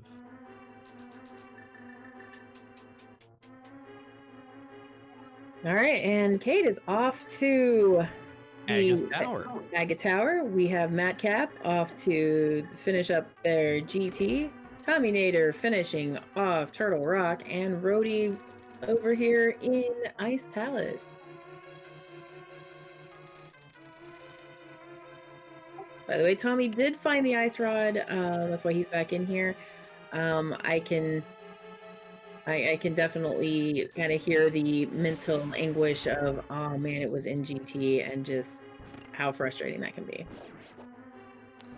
Yeah, and I mean, I think they did get Misery Mire checked out. But, unfortunately, Tommy's up there, still has to go and do Mire at some point. You could do that right after Aga Tower, actually. Yeah, you could, but it's definitely a much worse spot than either of the players on Blue Balls United were, which is it's kind of the way that seemingly insignificant errors. I don't even know if you could call it an error, but they just have a tendency to build up by the end of a co-op seed. Yeah. Because there's so many variables that if you do it slightly differently, you can just end up with a much faster overall time. I can tell you that in the situation where with Matkap and Kaede here, you can easily have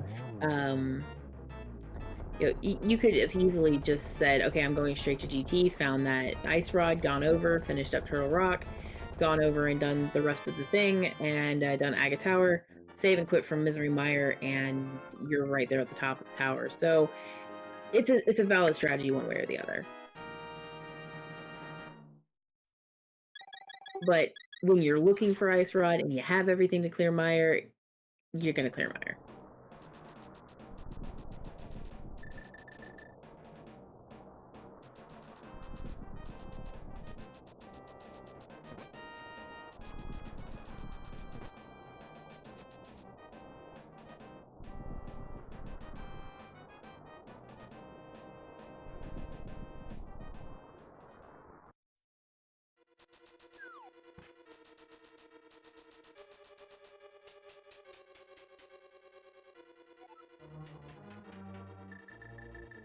Yeah, so it's looking like both of these teams are going to have one runner who goes up GT already having finished all of the other dungeons, save for Aga's Tower, and one is not. Unfortunately, the one for Team Triple T is the going to be the last one to go into GT, whereas it's only Kaede on Blue Balls United who has to finish Mire yet. All right, and let's see how many blue balls we get today for Blue Balls United. Well, that's a fun start.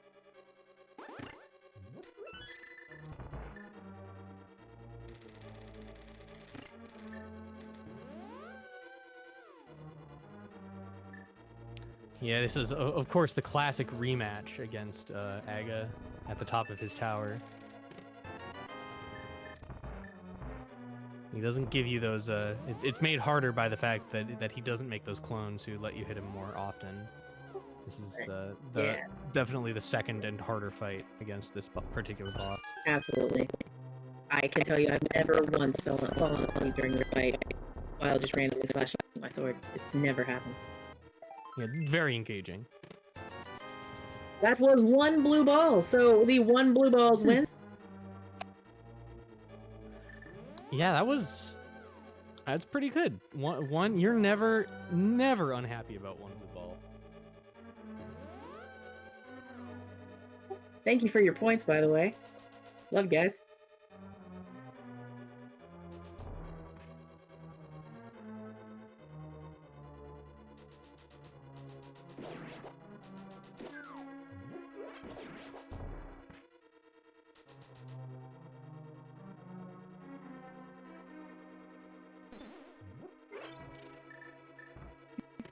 So we do have Kate coming over here to Misery Mire. This is definitely something. I mean, this is exactly what I thought that he had already finished it, but you know.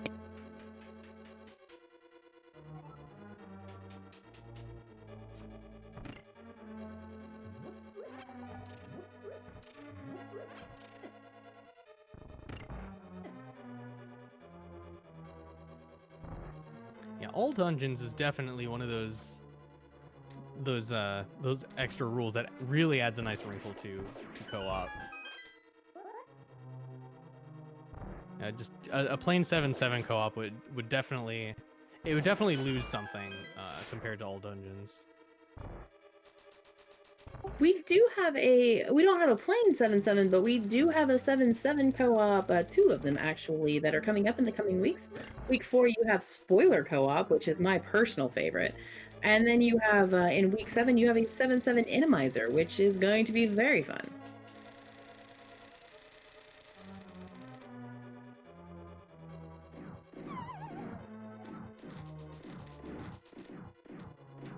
But definitely keep an eye on all of these league channels, as we are going to have so much more Link to the Past randomizer and league stuff going on. Yeah, and Matkap, yeah, just about to dive in there. Matkap, he's got the gold sword, he got the silvers. It's going to be a very fun 90-second fight here. See, I have this really bad habit of not really caring so much on this and just using my Cane of Samaria to get a very, very quick first and second phase on there, just because I'm lazy. I don't like moving around. Makes me sad.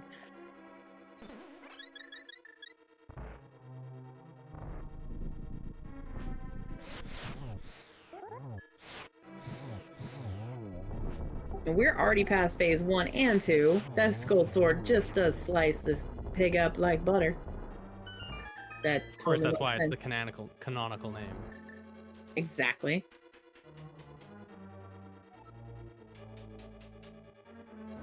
Torch glitch. So, I typically don't try to go for torch glitch on whenever I have silvers, because it makes it a little bit more difficult to get that triple. Yeah, you can definitely line up for it. That was actually a pretty fortuitous stand-in position for it, because he was able to get the hit off and go ahead and activate the torch glitch, and then follow up with the nice hits on the bottom, and then finish up with a cycle on top. Yeah, get your GGs in chat for Matkap as he finishes in first place here. I have to go pull up the Reese time room and see exactly what his time was.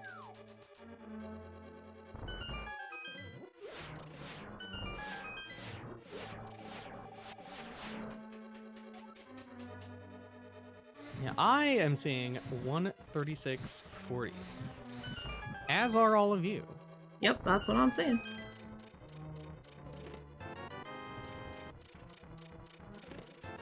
Meanwhile, hot on his heels, the other half of Blue Balls United, taking the pig down with a slightly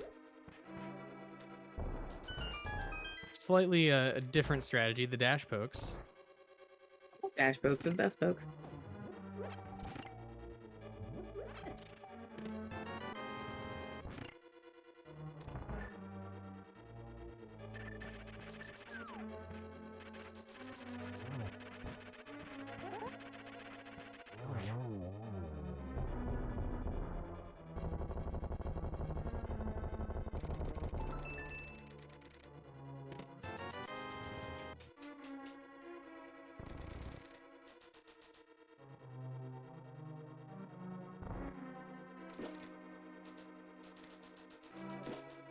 Ooh.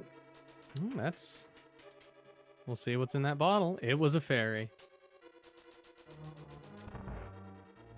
Yeah, that would be a bit reckless for somebody who didn't know they had a fairy. I mean,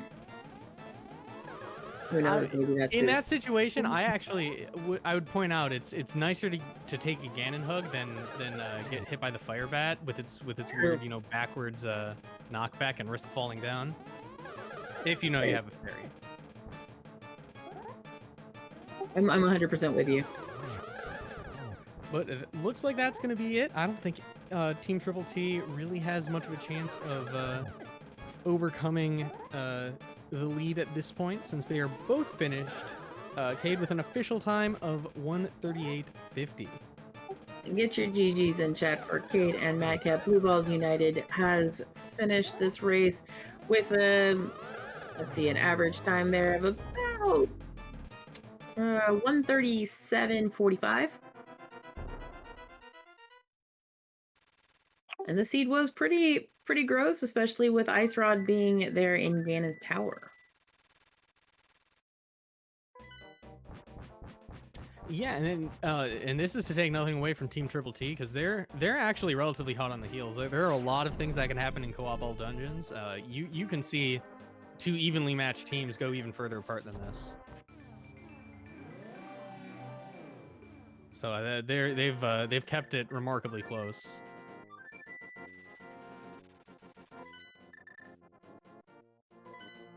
Absolutely. And I think we're trying to get them in here for interviews.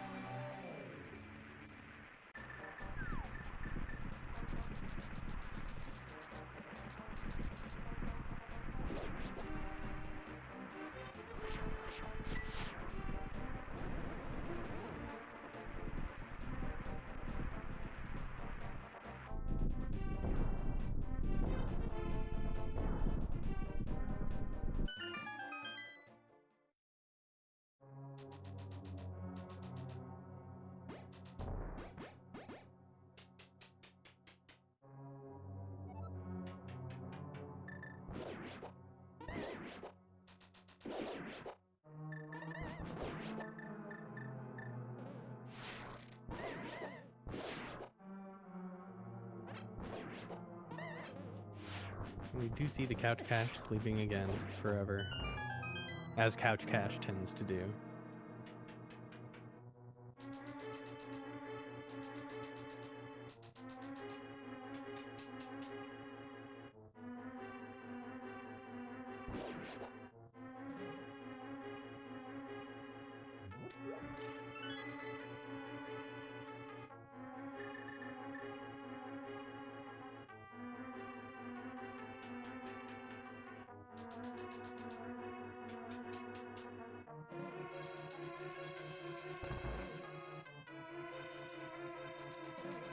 Hey, there we go.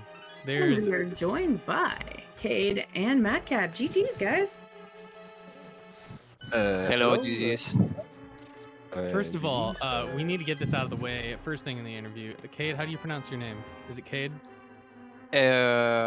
I pronounce it like Kaede because Okay, I'm from that's Spain, and in Spanish is Right. Kaede. all right. That was a point of contention earlier on in the cast. So Don't worry, everyone always asks me for that, so don't worry. all right, but with that out of the way, tell us about the seed. How do you feel about it?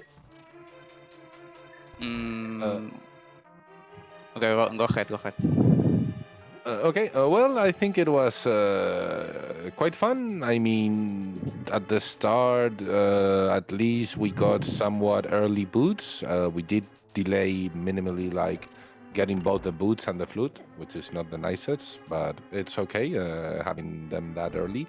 And yeah, I mean, obviously getting those mids a bit late wasn't ideal. We were a bit worried about it, but I mean, I think we routed like pretty much everything in the game decently, so it was just like, okay, let's just do Smith chain and we are pretty much done with the Titan mid checks.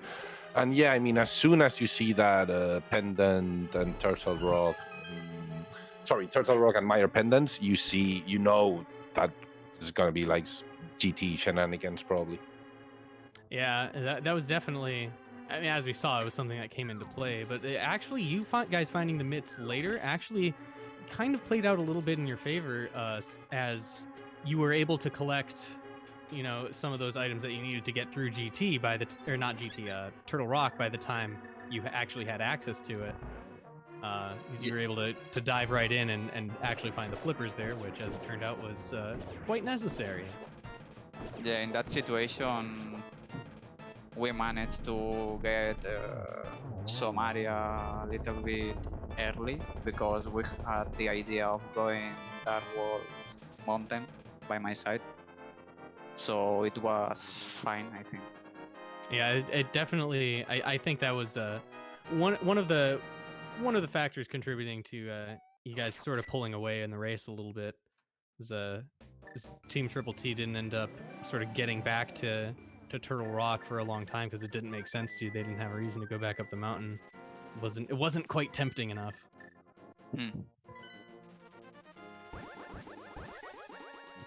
Yeah, I mean, at that point, we were thinking like a bit before, like let's just go into Turtle Rock. We honestly like kind of forgot about the medallion. Like once we got there, it's like, okay, it's Bombos. We can't actually get in. Okay, now we have Bombos. We can get in, and suddenly we can also get into Meyer at the same time. So we almost like doubted for a second if like Kaede should just go to Meyer and delay a bit Turtle Rock. But nah, I mean, we're already there. We already had. Well, we only had left like I don't know if I was at Ice Palace at the same time, or I already did it. Yeah, Not sure. Ice Meyer. Well, Yeah, you Meyer guys did was Ice in and Turtle Rock at the same time. Yeah, Meyer medallion was also in Hookshot Cave. So yeah. yeah. So at that moment, we doubted like for a second what to do, but yeah, it was like okay, it's like 5 or 6 items against 2. Yeah, Turtle Rock, absolutely, it's the way to go. Like probably flippers there. I mean, it was because at that point we were all almost. I think we were only once we had the medallions, we were only looking for Ice Sword. So obviously there couldn't be anything anymore only the Ice Rod, not the flippers in Ice Palace. So yeah. And yeah, we kind of maybe messed up a bit, like with the sword. We weren't sure if getting like the sword, the silvers, and with that sword in the right side, especially for Kaede, it was a bit weird. But yeah, I don't know. I mean, it was just I think that dip into Turtle Rock could. I mean, yeah, I think it's pretty much as you say. Probably the late mids probably held out in the end. Yeah, it's just one of those things that kind of just tends to happen in co-op. You end up putting off certain checks for a strangely long time, just because of how much progress you can sometimes find in other areas. That Eastern Palace area, for example, just didn't look that enticing with all the other stuff that was sort of starting to show up. You had that early Dark World access, and just all of that kind of exploding, and it's one of those things, you know, rando's gonna rando. It either bites you or it doesn't. Yeah, for sure. And I mean, suddenly you see those late mids, then you see the Kano Samarian Desert Palace, you see the hookshot in Era, so you're like, wow. Like, if you really think about it, I think we've done a ton of overworld and we haven't found absolutely anything. But in the end, what we were finding was like the info to go to Turtle Rock, I guess. Yeah, for sure.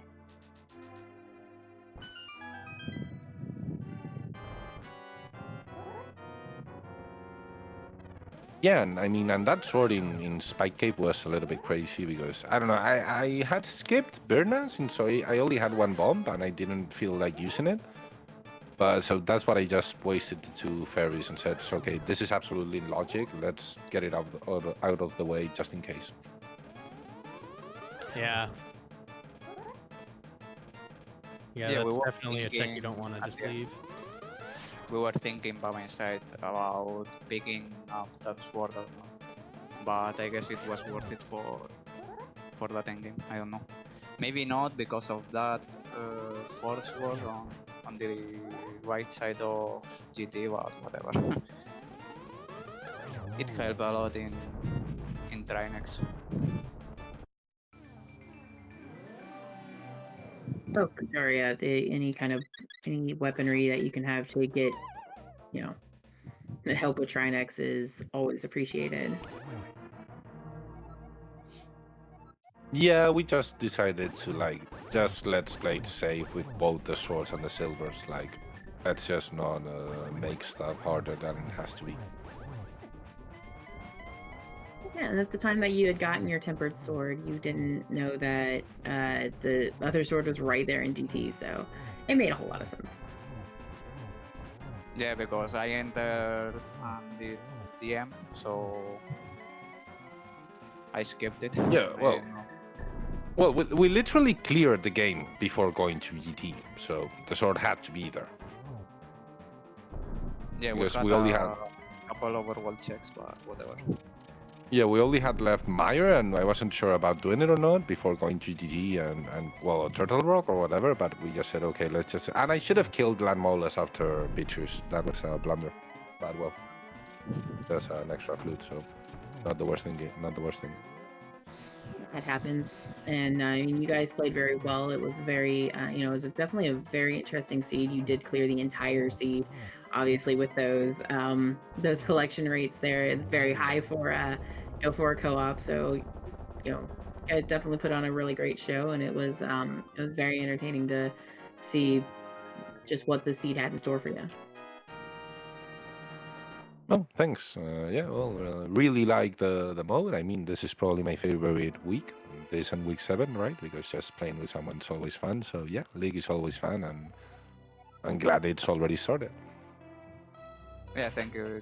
This was my first match, first time ever playing in ALTTP League, so I had so much fun. So I'm looking for the next week. Thanks. Fun Yeah, is well- definitely the name of the game. Yeah, we're glad to have you. I mean, that's pretty good showing too. You know, first person to finish the seed. It's all downhill from here, though, unfortunately. Oh Yeah, great. let's see. TheRoti just opened up Ganon, just finished Ganon's tower, so he's got to go finish up some Turtle Rock, and then he's gonna be making some bacon. Yeah, I guess on another note, what else do we have coming up? Do we have anything else today on the docket? Yeah, let's go look.